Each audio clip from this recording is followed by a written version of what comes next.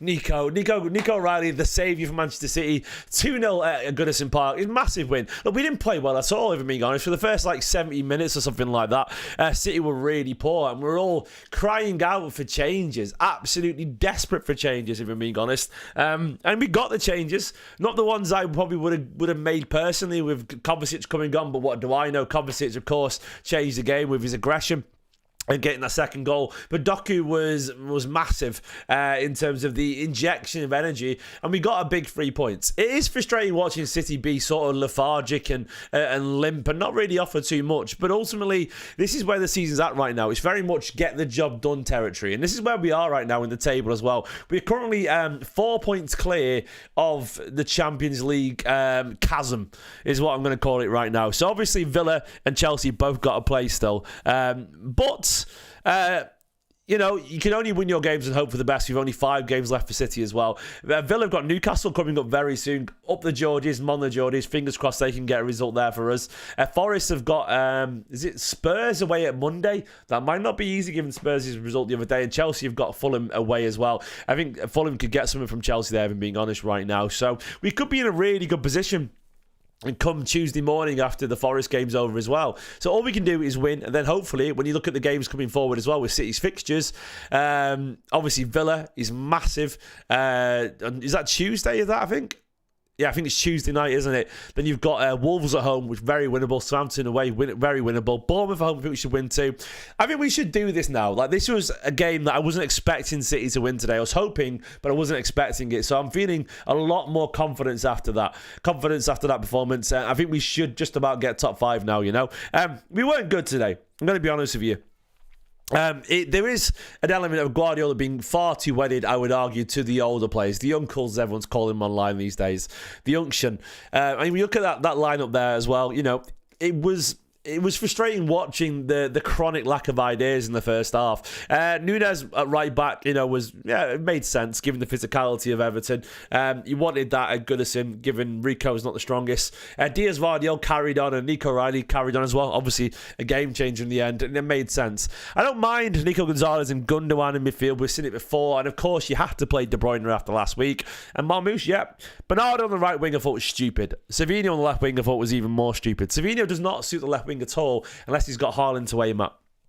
So when he did have no one to cross to, he offered basically nothing going forward. And I think it was no surprise that when Doku came on, it made an awful lot more sense. I think Guardiola is still, as much as we won today, still far too wedded to some of these older players. I'm going to point out a tweet that I made here, because it's a tweet that I'm going to rehash a few times.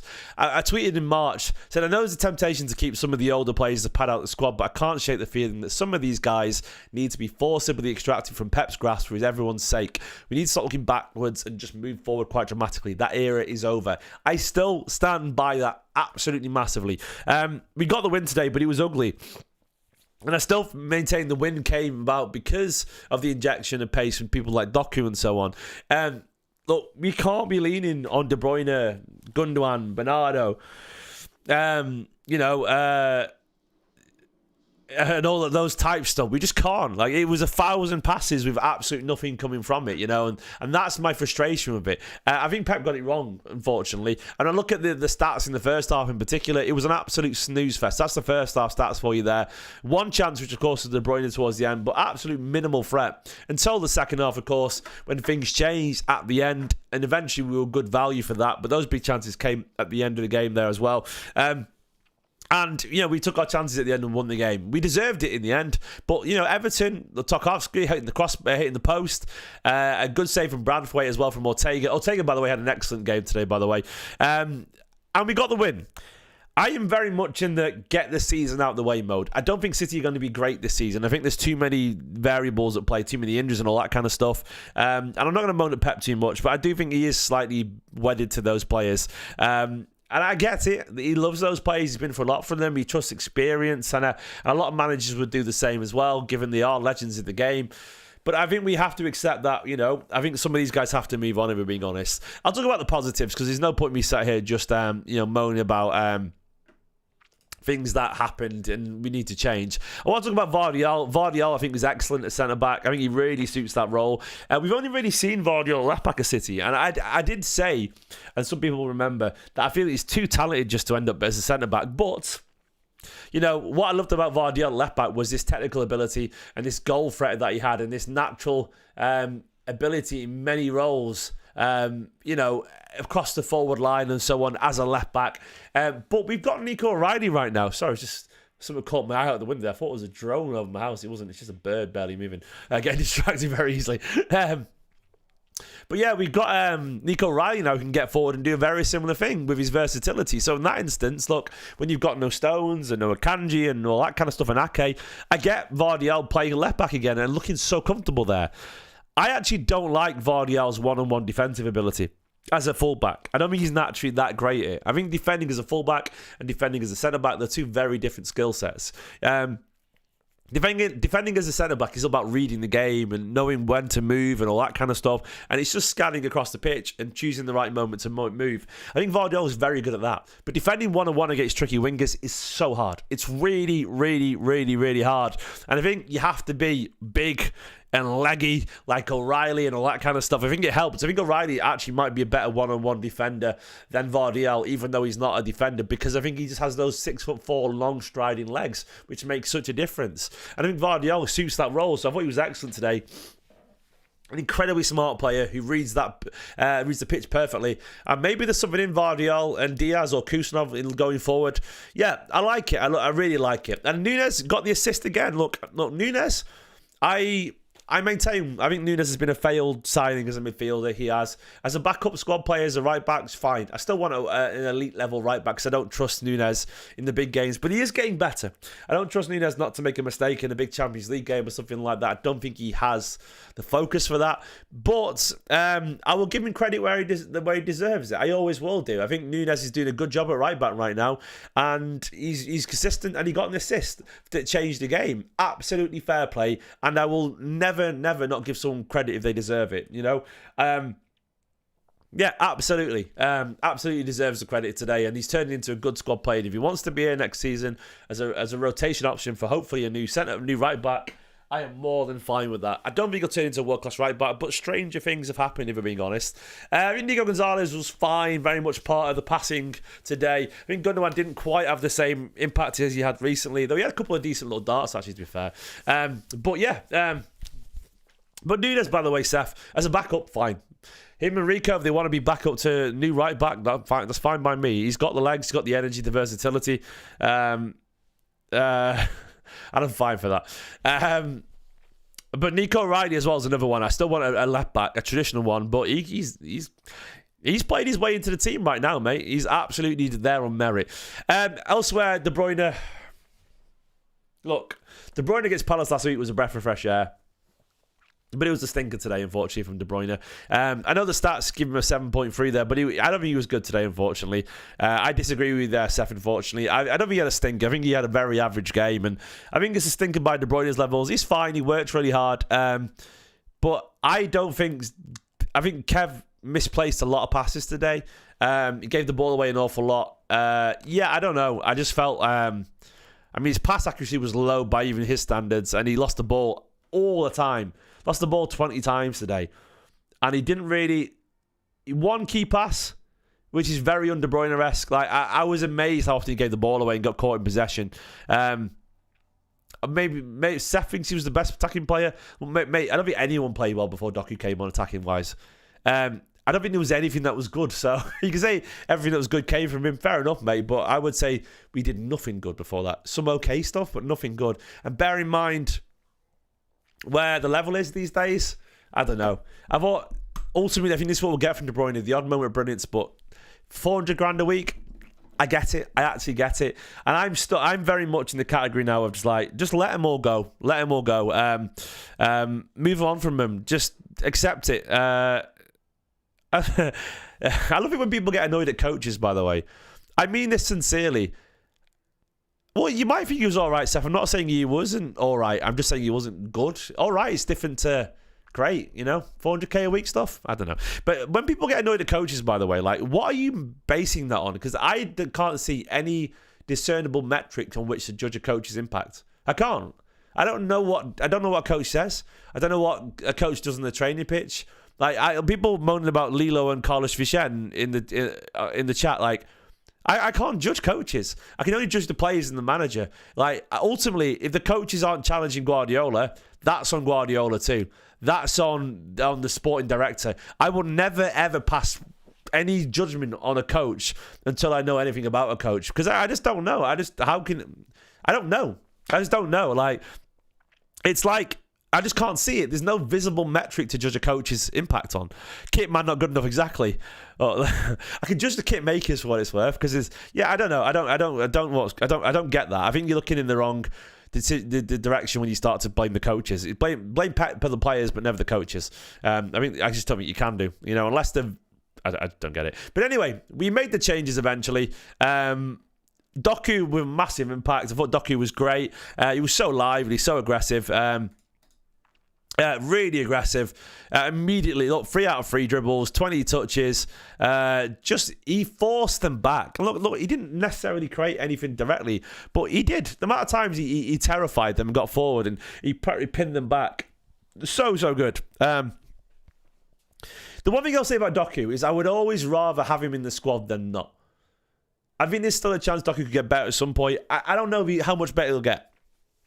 My worry about Doku, I always give the football manager analogy here.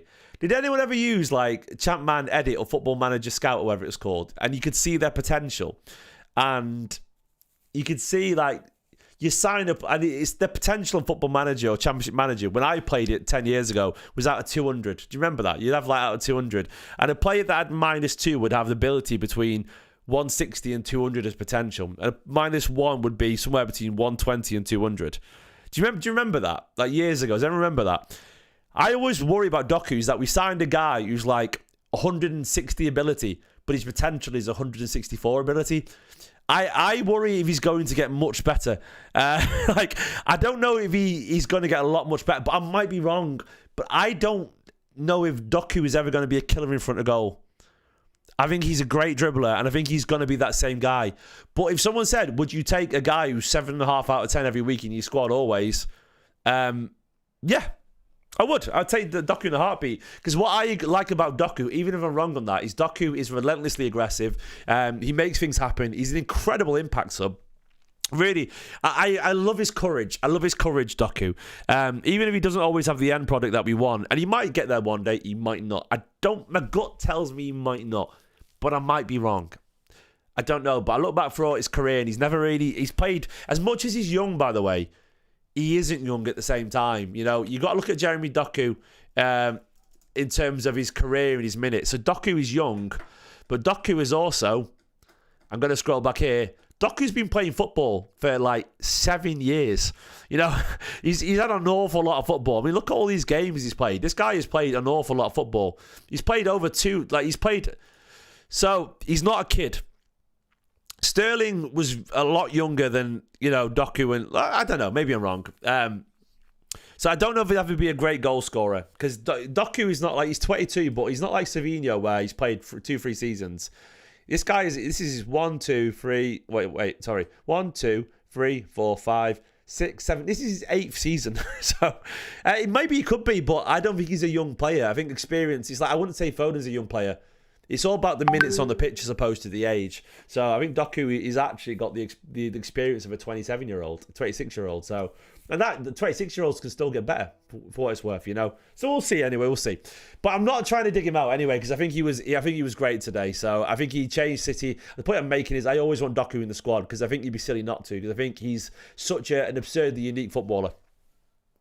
But yeah.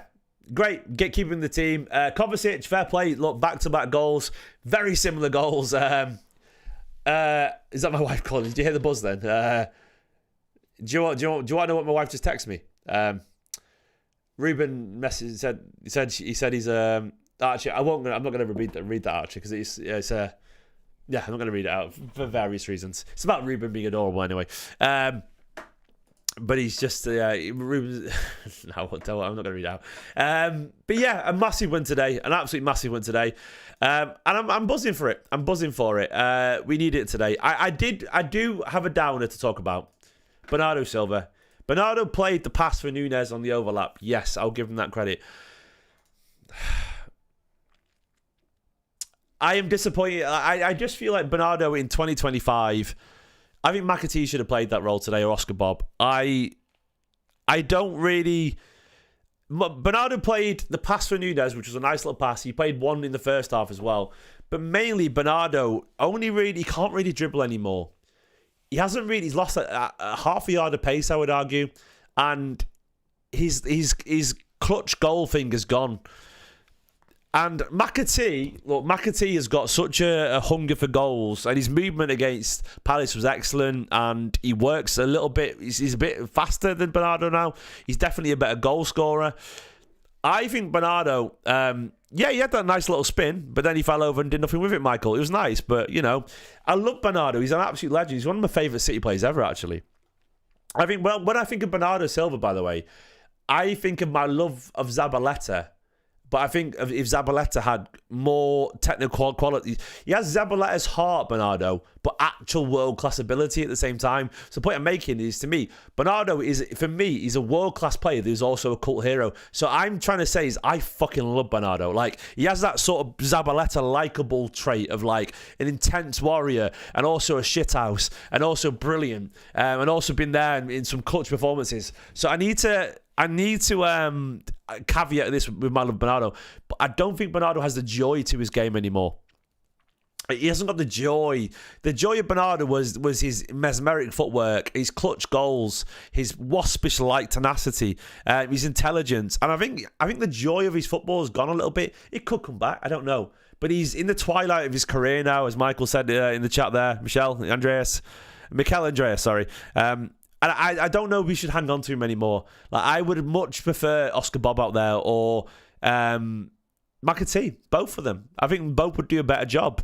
So that's where we're at right now with Bernardo. I just think, he's in the move to a sunny place. Let him go home, man. Let him go back to Portugal and be with his family. He's a family man. Let him, I think if you want someone can run, Oscar Bob can run. McAtee can run. They're probably faster than him.